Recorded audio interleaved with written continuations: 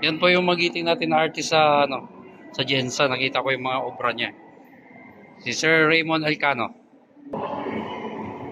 May mga sining sila dito, mga kabataan. Yan.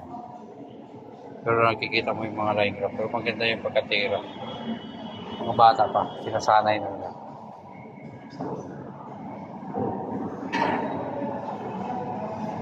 El Canyo. Si El Canyo ang gumawa na 2024. This is sa Kalipay. Okay.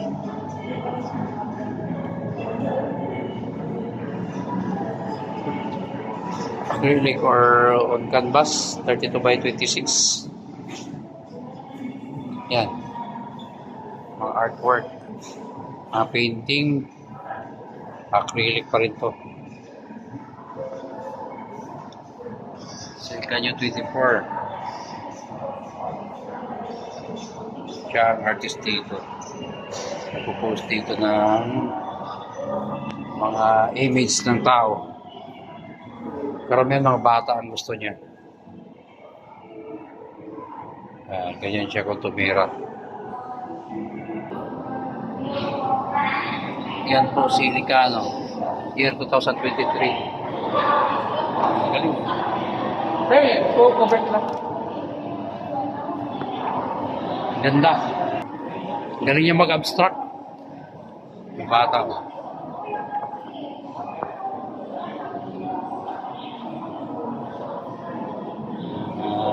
Pogi-pogi. Napakamalalim na anak ni Nomad 2. Kaya niyang i-drawing sa ganyan. Galing. Napaka meaningful ng ng drawing na to. Napakalalim. Masalimuot. Ito nagustuhan. Napaka-inosenteng bata pag tinitingnan mo siya.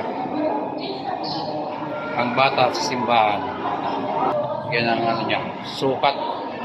30 by 20 inches. Ayan po. Lalo na to, si Moy Moy.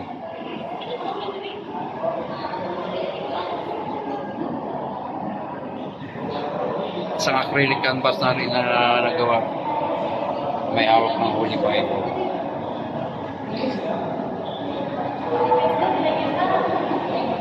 Yan po ang mga passion ng artist. Siyempre, Jurassic Day.